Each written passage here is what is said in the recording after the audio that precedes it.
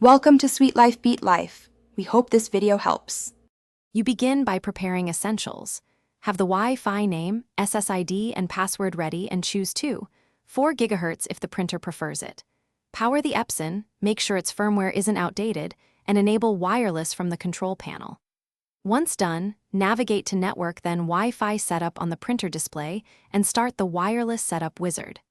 This gets you straight into discovery mode so the printer can find your router. It shortens troubleshooting later by confirming basics first. You'll see a list of available networks. Pick your SSID exactly, including capitalization. Then enter the Wi-Fi password using the on-screen keypad. A single wrong character prevents connection, so double-check. Alternatively, press the router's WPS button and choose WPS push on the printer if supported, which speeds pairing without a password. If the printer can't join, run the Epson Setup utility on your computer to send settings over USB. This method helps when captive portals. Once connected, print a network status page to confirm the assigned IP, signal strength, and correct SSID. This verifies the how and why of success.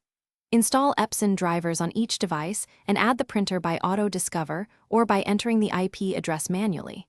Make sure to set it as default if desired and update firmware for stability. If things go wrong, try this key tip.